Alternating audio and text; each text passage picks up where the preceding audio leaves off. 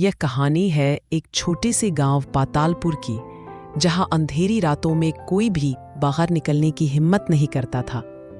गांव के पास एक पुराना बरगद का पेड़ था जिसे सब डरावना मानते थे। कहा जाता था कि उस बरगद के पेड़ के पास एक चुड़ैल रहती है जो रात में राहगीरों का रास्ता रोकती है और उन्हें डराती है। गांव के लोग हमेशा उससे बचकर चलते थे। मुझे यकीन नहीं होता कि सच में कोई चुड़ैल रास्ता रोकती है। ये सब लोगों की मनगढ़ंत बातें लगती है। गोपाल, तुम इतना हल्के में मत लो। पिछले महीने ही तो रघु उस पेड़ के पास गया था और वापस लंगड़ाता लौट आया था। उसकी हालत देखकर सब डर गए थे। लेकिन उसने तो कुछ नहीं बताया कि उसे वहां क्या मिला। शायद वह खुद ही गिर पड़ा हो। नहीं गोपाल, रघु ने कभी किसी से कुछ नहीं बताया, पर उसकी आंखों में डर बना रहता है। मुझे लगता है उस रात कुछ तो हुआ था। एक दिन गांव के मंदिर में मेला लगा। सारे लोग मस्ती कर रहे थे, लेकिन गोपाल और भोलू अकेले चौपाल पर बैठे बातें कर रहे थे। गोपाल, आज हिम्मत करके उस बरगद के पेड़ तक चलते हैं, देखेंगे आखिर सच क्या है। ठीक है भोलू, आज हम डर पर जीत पाकर रहेंगे। देखते हैं वहां सच में कोई है या बस अफवाह है। रात गहराती गई। गांव के लोग अपने अपने घरों में जा चुके थे। गोपाल, भोलू और लता ने धीरे धीरे बरगद के पेड़ की ओर अपना रास्ता तय किया। ये ठीक नहीं है, मुझे बहुत डर लग रहा है। चलो वापस चलते हैं, कहीं कुछ अनहोनी ना हो जाए। डरने की जरूरत नहीं है लता, हम सब साथ हैं। वे तीनों बिना किसी आवाज के धीरे धीरे उस बरगद के पास पहुंचे। जैसे ही पहुंचे, अचानक एक ठंडी हवा चली और रोशनी बुझ गई। कौन है वहां? क्यों आए हो मेरी छाया के नीचे? लौट जाओ वरना पछताओगे। कौन हो तुम? क्यों डराती हो हमारे गांव के लोगों को? तुम्हारा असली रूप क्या है? मैं वो हूं जो इंसानों के डर से जन्म लेती है। जब तक लोग डरेंगे, मैं यहां रहूंगी। हमें माफ करो, हमें लौट जाने दो, हम दोबारा यहाँ नहीं आएंगे। चुड़ैल का चेहरा धीरे धीरे मानवीय रूप में बदलने लगा। उसकी आंखों से आंसू बहने लगे। तुम रो क्यों रही हो? क्या तुम्हें कुछ कहना है? मैं कभी किसी को नहीं डराती थी। बरसों पहले गांव वालों ने मुझे झूठे इल्जाम में मार दिया था। तब से मेरी आत्मा यही भटकती है। तीनों दोस्तों के मन में उसके लिए सहानुभूति जागी। चुड़ैल सजीव शब्दों में अपनी व्यथा सुना रही थी। हमें माफ करना, हमने बिना जाने तुम्हें बुरा समझा। हम तुम्हारा दुख बांटना चाहते हैं।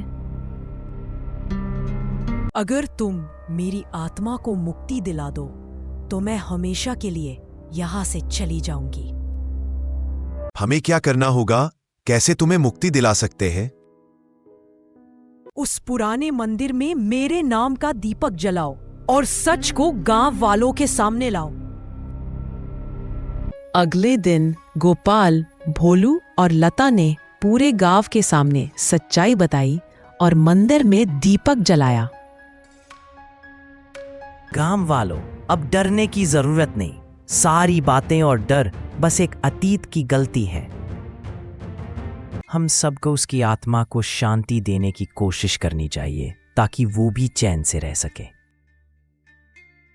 गांव के सभी लोग मंदिर में इकट्ठा हुए और दोनों हाथ जोड़कर प्रार्थना करने लगे। धन्यवाद बच्चों, अब मेरी आत्मा चैन से जा रही है। तुम्हारे कारण मेरा दर्द कम हो गया।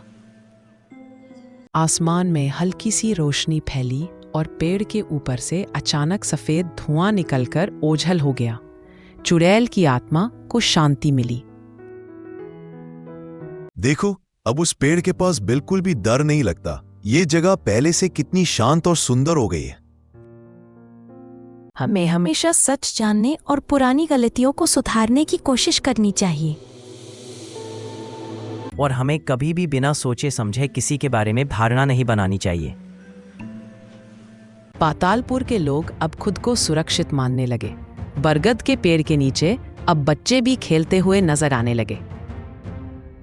इस कहानी से हमें यह सीख मिलती है कि डर और अंधविश्वास के बजाय हमें सच्चाई और सहानुभूति से काम लेना चाहिए। और कभी-कभी दो सच्चे दोस्त और एक साहसी लड़की मिलकर सबसे बड़ी परेशानी भी हल कर सकते हैं। अंधेरी रात थी, हवाएं तेज चल रही थी और गांव के बाहर पुराना बरगद का पेड़ डरावनी छाया फैला रहा था। यह वही जगह थी जहां लोगों ने कई बार सीटी बजने की आवाजें सुनी थी। गांव वाले कहते थे कि जब भी कोई रात को अकेला उस पेड़ के पास से गुजरता है, हवा में रहस्यमय सीटी की आवाज गूंजने लगती है। उस सीटी के बाद किसी का कहीं कोई पता नहीं चलता। तुमने भी कल रात तेज सीटी सुनी थी, नीरज? हाँ अर्जुन, मैं तो चावल देने गया था, तभी पास के पेड़ से वह अजीब सीटी की आवाज आई थी। लगा किसी ने छुपकर बजाई हो। सुना है जो उसकी सीटी सुन लेता है उसका मन घबरा जाता है। कोई कहता है वो चुड़ैल है, कोई कहता है कोई आत्मा। माँ कहती है रात को उस पेड़ के पास नहीं जाना चाहिए। पता नहीं सीटी बजाने वाली चुड़ैल किस रूप में सामने आ जाए। गांव में सीटी बजने की बातें चारों ओर फैल चुकी थीं। लोग अपने बच्चों को शाम होते ही घर के अंदर बुला लेते थे। कुछ ना कुछ तो सच है इसमें। क्यों ना कल रात हम तीनों छुप कर देखें कि वो कौन है जो सीटी बजाता है। मुझे तो डर लग रहा है, कहीं सच में चुड़ैल निकलाई तो। हम सभी साथ रहेंगे तो क्या कैसा सच का पता करना चाहिए, तभी तो गांव वालों का डर भी दूर होगा। अगले दिन रात को अर्जुन, नीरज और मालती हिम्मत जुटाकर पुराने बरगद के पास पहुंचे। वहां गहरा सन्नाटा था और सड़क पर दूर तक सिर्फ उनकी परछाई नजर आ रही थी। हम यही छुपते हैं ओट के पीछे। अगर कोई सीटी बजाता दिखे तो पकड़ लेते हैं। देखो, कुछ हिल रहा है पेड़ की जड़ों के पास। दिल थामकर उन्होंने देखा। अचानक एक सफेद साया पेड़ के पास उभरा। उसने लहरदार बालों वाली और उलझी सी चूड़ियों से सजी उंगलियां दिखाई और फिर धीमे से सीटी बजाई। तुम लोग क्यों आए हो मेरी जगह पर? क्या नहीं सुना तुमने कि सीटी की आवाज बच्चों को बुला लेती है? हम सिर्फ देखना चाहते थे कि कौन है। गांव वाले डरते हैं आपसे। मुझे किसी से कोई बैर नहीं। मैं बस अपनी बेटी को खोज रही हूं। मेरी बेटी बरसों पहले इसी पेड़ के पास खो गई थी। जब तक वो नहीं मिलती मैं सीटी बजाती रहूंगी। आपकी बेटी का नाम क्या है? शायद हम कुछ मदद कर सके। उसका नाम जया था। पीली फ्रॉक पहनना पसंद करती थी। मैंने उसे आखिरी बार इसी बरगद के पास देखा था। अरे इस इलाके में ऐसी कोई लड़की तो नहीं देखी हमने। अर्जुन, मालती और नीरज को महसूस हुआ कि चुड़ैल खतरनाक नहीं है बल्कि दुखी है। लेकिन तभी अचानक दूसरी ओर से फिर वही सीटी की आवाज आई, पर यह चुड़ैल की नहीं थी। ये आवाज इस बार पेड़ के पीछे से आई है। ये तो कोई और है। कौन है वहां? पेड़ के पीछे से एक और साया निकला जो हूबहू जया की उम्र की बच्ची की तरह था। उसके हाथ में लकड़ी की सीटी थी और आंखें डर में डूबी हुई थी। जया, तुम कहाँ रह गई थी अब तक? माँ, आप अकेले थीं। मैं डर गई थी और छुप गई थी। किसी ने मुझे ढूंढा नहीं, इसलिए मैं अब रातों में ही निकलती हूँ। इसका मतलब गांव की दूसरी सीटी जया ही बजाती थी और इन्हें भी कोई नुकसान नहीं है। अब तो हमें गांव वालों को बताना होगा सच क्या है। अर्जुन, मालती और नीरज दोनों माँ बेटी को साथ लेकर गांव में पहुंचे। गांव वाले सभी हैरत से देख रहे थे। डरो मत, यह चुड़ैल नहीं, एक दुखी माँ है जो अपनी बेटी को खोज रही थी। और जया खुद डर के कारण छुपी रही, वह भी सीटी बजाती थी। मुझे क्षमा कर देना।